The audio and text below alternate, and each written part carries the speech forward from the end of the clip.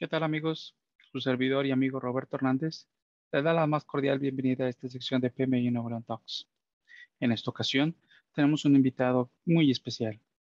Nos acompaña Carlos Alberto Medina, quien es un emprendedor con 20 años de experiencia en implementando soluciones de tecnología en México, España y Estados Unidos. Es egresado del Instituto Tecnológico de Estudios Superiores de Monterrey como ingeniero en sistemas computacionales. Cuenta además con certificaciones en inteligencia artificial por Harvard e IBM.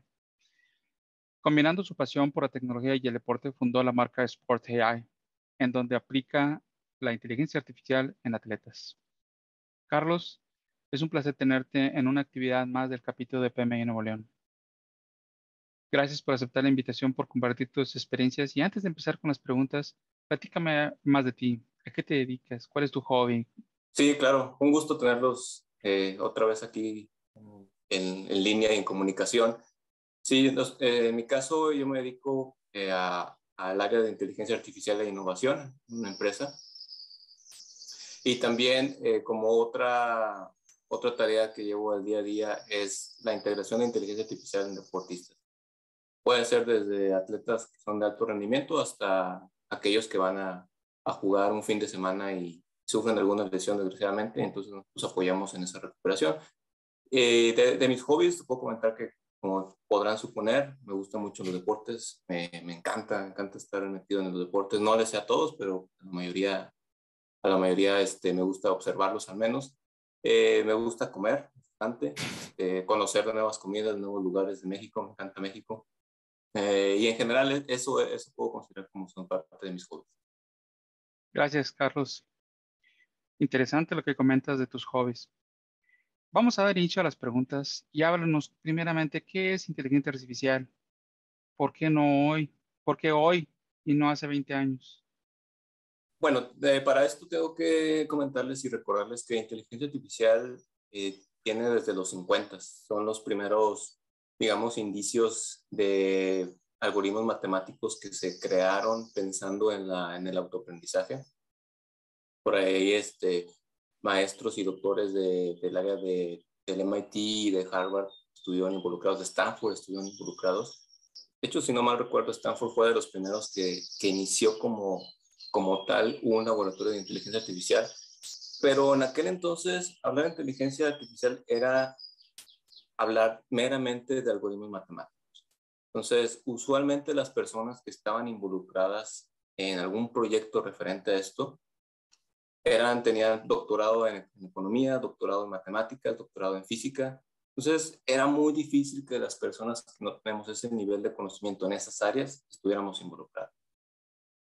Por eso es que se tardó un poco en llegar a lo que es el día de hoy, porque las empresas cuando decían, no, pues voy a meter inteligencia artificial en mi empresa, pues tenían que buscar a un doctor en física, un doctor en matemáticas. Al día de hoy, gracias a todo el avance tecnológico, gracias a que todo ha ido evolucionando, pues ya más personas tenemos acceso a esta información. Aún así, déjame decirte que hace 4 años aproximadamente, 4 o 5 años aproximadamente, que inicié con esta tarea de inteligencia artificial, pues todavía me tocó derivar, me tocó integrales y me tocó hacer cosas esas que son los fundamentos, ¿no? Son los fundamentos de lo que, del simple abrir tu Waze y saber cuál es la ruta más óptima, pues atrás de todo eso hay una serie de matemáticas súper complejas. Ya afortunadamente hay muchos cursos que lo digieren y bueno. Entonces, ¿por qué AI hoy? Uno es por esta razón. Fue evolucionando la tecnología, fue evolucionando el conocimiento de tal grado que ahora es más accesible. Ese es uno de los elementos importantes. Algo que está muy de moda, Big Data, Big Data, como quieran pronunciar. Todo el mundo habla de eso, ¿verdad? Todo el mundo, pues, y se imaginan que Big Data es solamente tener una serie de servidores ahí gigantescos en cuestión de información, ¿verdad? Pero no, va más allá de eso, pero bueno, hoy podemos tenerlo. La capacidad o el precio en el almacenamiento, no sé si recuerden que pues, bueno, los que tenemos un poquito más de años, pues iniciamos con un disco de 3,5 y luego un disco de 5,25 y luego un disco duro y etcétera, etcétera. Pero ahora toda la información que tenemos para almacenarla pues necesitamos más que un disco duro, ¿verdad? Aunque ya hay discos duros de terabytes y todo eso, y de más capacidad, pues necesitamos más que eso. Entonces, y eso se dio combinado con las nubes, o sea, se dio que la capacidad de almacenar información en las nubes fue mucho más barata, mucho más accesible.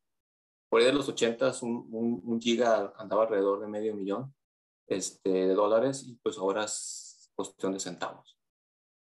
También los procesadores son más rápidos.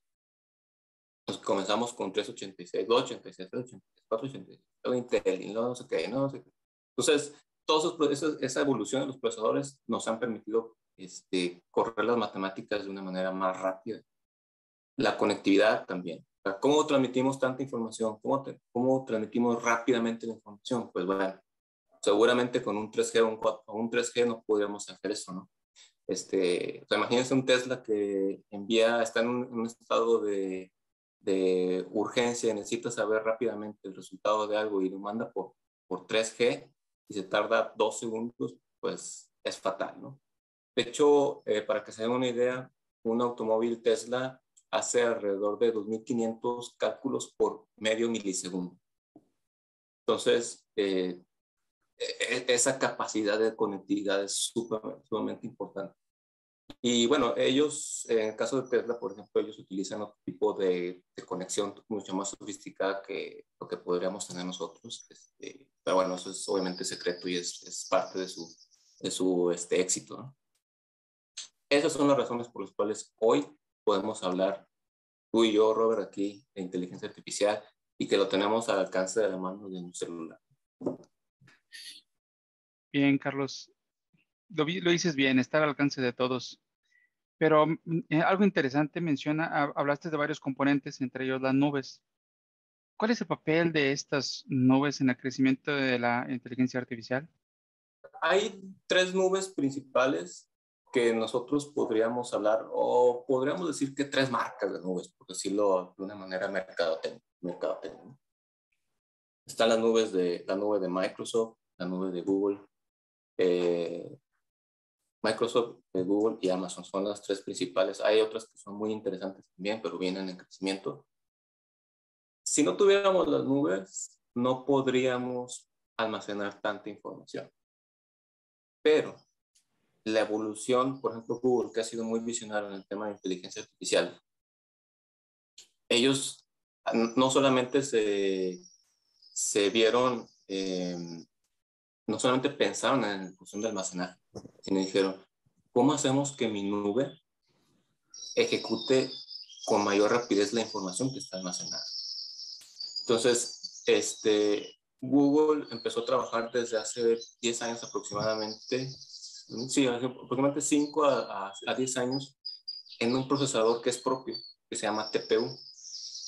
Recordemos CPUs y luego vienen los PPUs para procesamiento gráfico, y ahora ellos crearon algo que se llama TPU. Entonces, TPU es un procesador que solamente tiene las nubes de Google y está completamente destinado al procesar la información de algoritmos de inteligencia artificial. Entonces, ellos ya le dieron un plus, ellos ya sobresalieron. De hecho, mayormente yo he usado Google porque son los únicos que hasta ahorita tienen la mayor cantidad de algoritmos accesibles para ser usados en la nube. Todavía Microsoft no tiene todos los algoritmos, todavía Amazon no tiene todos los algoritmos. Ha sido fundamental y es un programa. Interesante. Carlos, ¿qué impacto tendrá esta inteligencia artificial en el futuro de las industrias y en el ser humano? Nos está transformando, iba a decir las está transformando, pero realmente nos está transformando a nosotros y a las industrias en las que nosotros participamos. Se habla mucho, Roberto, de que va a haber un desplazamiento laboral, un reemplazo absoluto, todo esto, ¿no? Pero no, y sí, definitivamente va a haber nuevos roles que se van a crear, van a haber nuevas metodologías que se están creando, que se van a crear. Pero si nosotros comparamos la cantidad de trabajos que podrían ser desplazados por esta ciencia, los comparamos con la cantidad de trabajos que van a dar gracias a esta ciencia, pues realmente nos mantenemos equilibrados. Claro, si yo soy alguien que me dedico al servicio de transporte, Uber, taxista, etcétera. Sí, yo por supuesto que me vería preocupado. Pero si tú estás en otras industrias, definitivamente no hay que verse preocupado, al contrario, hay que adoptarlo y decir, bueno, pues viene esto, voy a educarme en esto, porque es lo que viene. En lugar de rechazarlo, decir esto me va a reemplazar, decir no, al contrario, esto me va a complementar mi conocimiento como ser humano. Entonces, en las industrias las está transformando, empezando desde el tema persona, siguiendo el tema laboral y siguiendo el tema ya mercado e industria. Carlos, te escucho un beneficio positivo. ¿Qué elementos negativos debemos de considerar al momento de implementarlo o al momento de usarlo? No es algo perfecto, y de hecho el mismo hecho de ser algo que está, que proviene de fórmulas matemáticas, pues tiene margen de error. No existe un modelo predictivo 100% eh, exacto. Cuando construimos modelos predictivos, por ejemplo, siempre decimos, un 98%, cuando ya es algo muy educado, ¿no? 98%. Así, si te quieres ver muy fácil, un 99%. Y siempre dices, falló aquí. Pues ese es el 1% que puede fallar, ¿verdad? Pues el 2% que puede fallar. Entonces, sí hay cosas que aún podemos trabajar y seguimos trabajando en inteligencia artificial. ¿Qué cosas negativas también hay? Hay algo que se llama sesgo en el ambiente de inteligencia artificial. Y lo voy a simplificar con algo muy, pues podemos decir burdo, pero ustedes se lo imaginan en información, ¿no? Eh, Ahora los celulares que tienen el reconocimiento de face recognition, reconocimiento de cara, y con eso desbloqueas tu celular. Bueno, por ejemplo, las personas que son asiáticas, se ha visto casos en los cuales una persona ha podido desbloquear el celular de otra. Por ejemplo, las personas que son de tez morena o afroamericanos, por ejemplo, se ha detectado que en eso los modelos no son muy exactos. Entonces, face recognition para ellos es todo un tema, es algo que lo tienen que seguir trabajando todas las empresas de celulares. Entonces, todavía hay cosas que podían salir mal. Ahora bien, los bancos en la mayoría de los bancos, por ejemplo aquí en México, que vas a hacer un trámite y te dicen, pues sí, claro, usted fírmele aquí, esta información es confidencial y todo esto. Yo como gerente de banco, yo también firmo y mantenemos la confidencialidad. Bueno, ya hay muchos procesos en Estados Unidos en donde no hay un gerente de banco que dice, vamos a mantener la confidencialidad. Hay un algoritmo matemático, hay un proceso RPA que te dice, yo voy a mantener la confidencialidad. Pues sí, pero ¿cómo es que haces legal que un ente que no existe, que no es un ser humano, pueda decir, voy a confiar en él porque va a mantener mi confidencialidad? Entonces, hay leyes que aún se tienen que ir transformando para que nosotros podamos involucrar la inteligencia artificial y tapar esos huequitos que existen. Como por ejemplo, hay algoritmos que generan productos, procedimientos. Por ejemplo, le metes el algoritmo para generar un vaso y te genera 500 maneras diferentes de hacer un vaso. Y cada uno de esos 500 maneras de hacer un vaso es patentable. Ok, no hay leyes que puedan patentar un producto que fue creado por un algoritmo. Entonces, por ejemplo, China es el más avanzado en esto y está empezando a modificar su reglamentación para poder patentar este tipo de cosas. Entonces, hay cosas negativas que tenemos que considerar de inteligencia artificial y más que negativo con esa palabra, yo le llamaría áreas de oportunidad y como en todas las industrias siempre hay un área de oportunidad y hay que tomarla como tal. Bien, Carlos. Te escucho decir que hay áreas de oportunidad. Eh, ¿cómo pudiera implementarse en una organización? ¿Cuáles son sus riesgos? Se considera que hay 4 riesgos principales cuando tú introduces inteligencia artificial en una organización. El primero es la sobreexpectativa. Ese es un riesgo que se ha mantenido desde los 50. Hoy voy a meter inteligencia artificial, voy a eliminar el 80% de mi área laboral del call center. en un mes lo voy a tener sobre la expectativa. Voy a meter robots o más bien, voy a meter chatbots en mi página. Ya no necesito a un customer service. Voy a meter un modelo que haga una predicción sobre mi inventario. Lo voy a tener listo en 3 meses. Y ya con eso, soy el mejor del mundo. Ese es un error que tenemos. La inteligencia artificial no funciona así. La inteligencia artificial funciona con el paso del tiempo. Entonces, cuando tú generas en la organización sobre expectativa, ese es el primer riesgo. El segundo riesgo es la adopción. Lo primero sobre todo en industrias que tienen que ver con manufactura, lo primero que dicen los trabajadores cuando les mencionan, vamos a meter inteligencia artificial, es, ya perdí mi trabajo. Entonces, se vuelve una pelea en la adopción de inteligencia artificial. Se vuelve un miedo el hablar de inteligencia artificial. Ese es un segundo riesgo. El tercer riesgo es la ignorancia. No sé de qué estás hablando, no sé para qué sirve, pero todo el mundo habla de eso, vamos a meterlo. Entonces, no es tan sencillo. Entonces hay que saberle, hay que estudiarle, hay que documentarse, hay que tener experiencia. Entonces, recapitulando, un riesgo en la organización es la sobreexpectativa, otro es la adopción, el otro es la ignorancia que se tiene sobre el tema. Y el último que platiqué un poquito en la última pregunta fue las leyes y la regulación. Aún no está todo regulado, ni hay todas las leyes adecuadas para el tema de inteligencia artificial en una organización. Hoy hablas de varios componentes importantes al momento de meterlo en una organización. ¿Cómo debería ser la estrategia? ¿Cómo deberían de establecerse? Principalmente lo primero que hay que hacer es educarte de lo que estás adquiriendo, de lo que vas a involucrar. O sea, imagínate que tú vas a comprar un carro Tesla que se maneja de manera autónoma.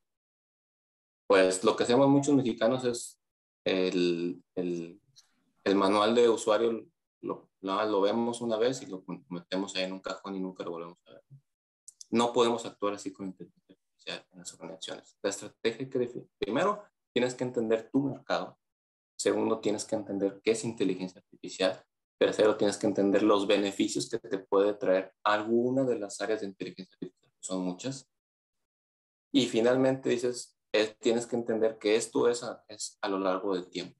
A mí me ha tocado trabajar en proyecciones de innovación en empresas, y las proyecciones de innovación de esas empresas cuando involucran inteligencia artificial no es de una proyección de 1 año o 2 años.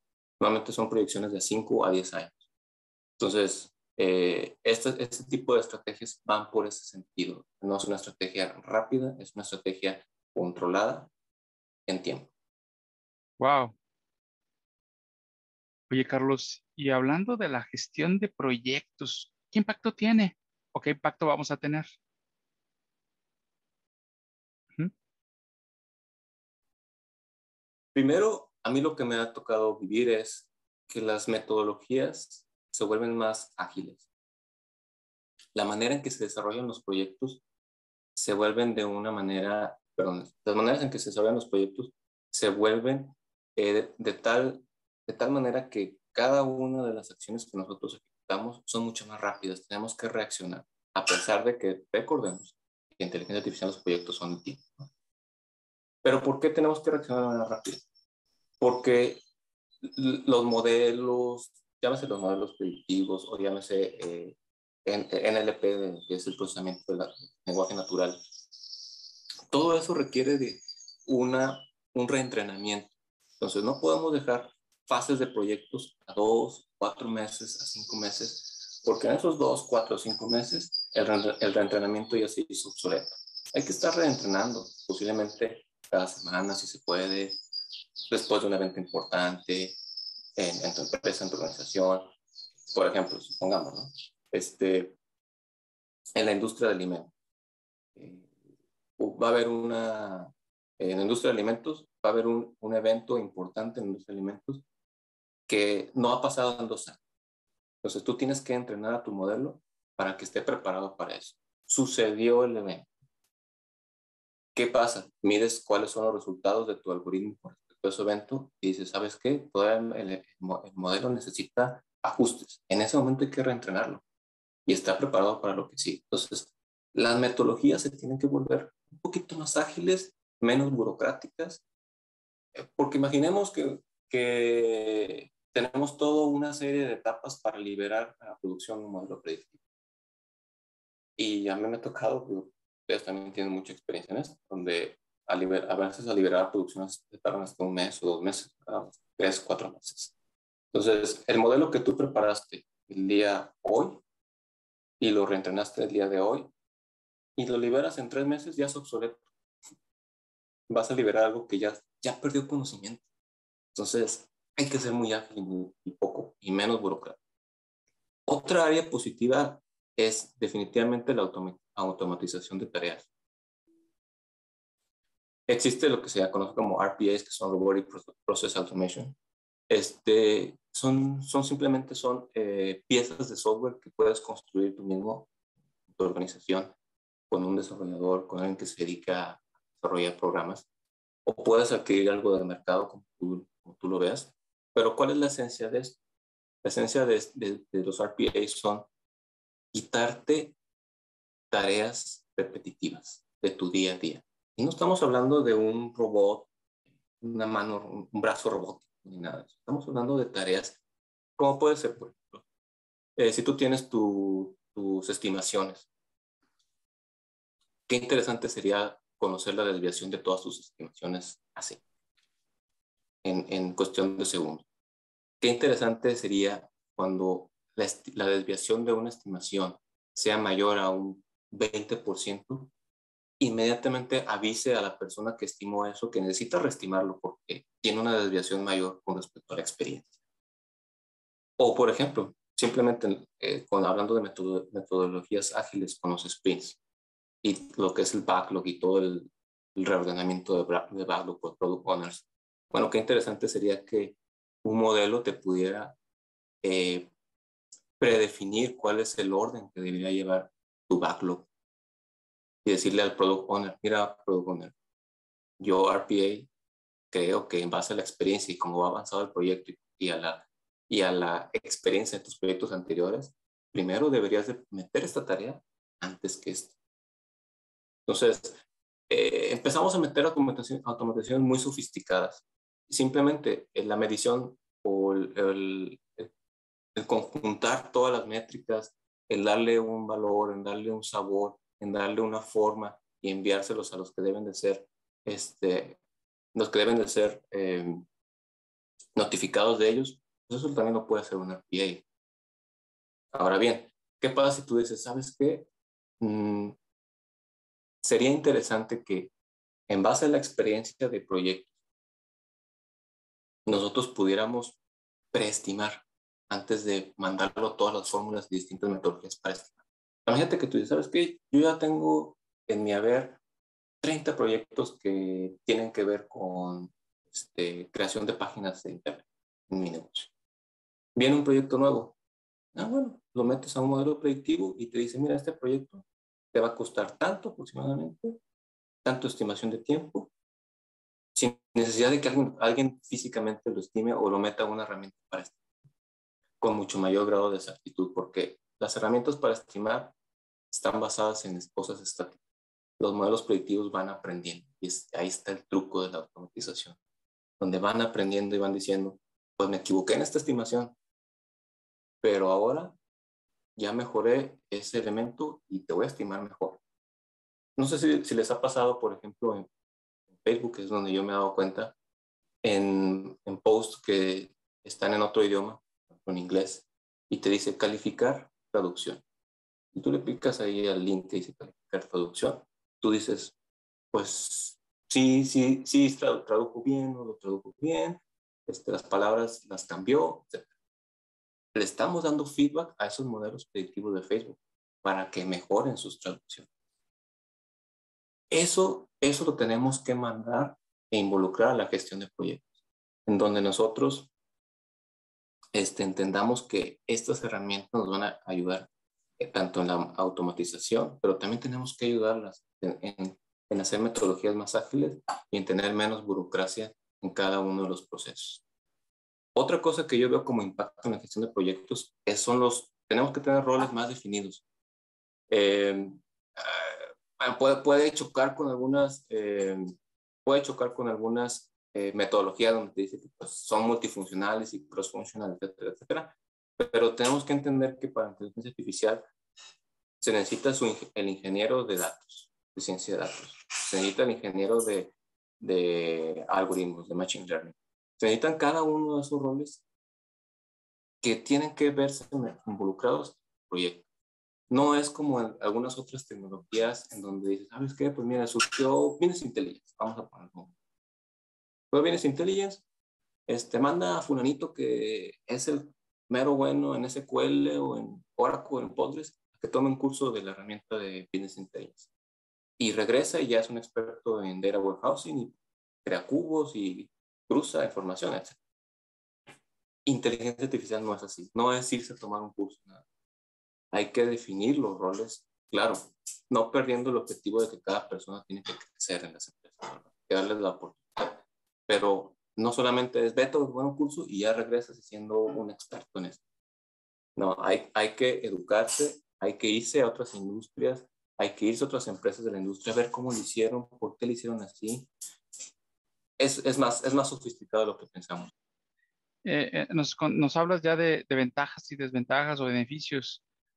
¿El rol de PM desaparece con esto? Roberto, se complementa con inteligencia artificial. Lo que sí no tenemos que perder de vista es que si tú eres un administrador de proyectos que va a gestionar proyectos de inteligencia artificial, perdóname, pero sí necesitas saber qué es inteligencia artificial. Hay proyectos en los cuales, por la experiencia, por ejemplo, hay proyectos donde tú estás como PM y te meten a una industria diferente. Y dices, no, esto es similar a esto que he vivido, ¿verdad? No pasa nada. Y lo atiendes y eres exitoso. Pero aquí sí hay un parteaguas, hay que entender qué es inteligencia artificial y cómo se administra el tipo de proyecto. Entonces, yo veo que complementa con toda esta automatización, con todas estas metodologías, con estos roles. Incluso se vuelve más estratégico el PM, porque ya deslindas muchas actividades que son repetitivas. Pues lo veo como un beneficio más que se pueda reemplazar. Wow. Oye, Carlos, escuché un término por ahí de computación cuántica. ¿Este será el reemplazo de la inteligencia artificial? No es un reemplazo. No sé si recuerdan que platicamos sobre los procesadores, CPUs, GPUs, TPUs. Bueno, entonces computación cuántica, déjame irme un paso atrás. Computación cuántica viene de la ciencia de mecánica cuántica. ¿Y en qué se basa mecánica cuántica? Átomos, subátomos, superposición de estados, entrelazamiento. Para hacerlos un poquito más digerible esto, ¿a qué se refieren estos términos de física? Estos términos de física significa que si tú puedes, si en un espacio-tiempo conoces las características de esos átomos, tú deberías de poder replicar en otro espacio-tiempo esas características de los átomos. Lo que en las películas de Avengers y todo eso hablan como poderse mover en diferentes universos. Entonces, matemáticamente los que estudian esta parte de mecánica cuántica dicen sí se puede. Entonces, la computación cuántica se basa en eso. Computación cuántica tiene qubits y ya no existen los bits. Si tú lanzas una moneda al aire, tú sabes que va a caer o sello o la otra cara, ¿no? No hay más, o sea, es una o es otra, ¿verdad? Salvo que existiera algo así muy extraño, que la moneda cayera de manera vertical, ¿no? Pero es o una cara u otra. Cuando tú hablas de la probabilidad de que una moneda caiga en una cara u otra en computación cuántica, se abre un panorama infinito. ¿Por qué? Porque te dice, ¿en qué momento y espacio quieres que sepa en cómo va a caer esa moneda? cuando va a esta altura, cuando va a esta altura, y todas son probabilidades. Cuando va a esta altura, la probabilidad de que caiga cara es 60% y la otra probabilidad 40%. Cuando va a esta altura, 65%. Entonces, amplían completamente la información y ya no hay ceros y unos, y hay probabilidades. ¿Cómo se junta todo esto? Cuando hablamos de algoritmos matemáticos y de modelos predictivos, todos son probabilidades. Por eso es que hay margen de error, porque yo creo que el precio del producto en un 20 de noviembre a las 5 p.m. entre la avenida Garzazada, en la tienda de la avenida Garzazada, va a ser de 5 pesos, con un margen de error de más o menos 10%. No hay un término finito. Hay una probabilidad de que ese sea el precio. Entonces, computación cuántica se basa en eso. ¿Cuál es el impacto? Encontraron que la infraestructura que construye todo una computadora cuántica es muchísimo más rápida. De hecho, hay ejercicios en donde algoritmos que una computadora clásica, ahora se le llama clásica, podría resolver en 10.000 años, una computadora cuántica lo puede resolver en menos de un día. Entonces, imagínate el avance tecnológico que hay atrás de todo esto. El problema está en que una computación cuántica tiene que vivir en cierta presión atmosférica.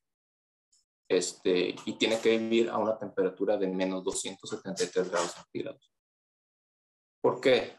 Porque utilizan superconductores y fotoceldas. La velocidad con la que se mueve la información es infinitamente mayor y eso produce mucho calor.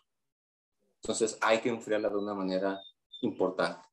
Una computadora cuántica es como el tamaño de un iPhone, un celular, pero ocupa todo un cuarto para enfriar ese pedacito, ese procesador. Entonces, no es algo que puedas decir, no, me compré una computadora cuántica y la tengo aquí en el recibidor de mi casa. No, las grandes empresas tienen centros de arreglo.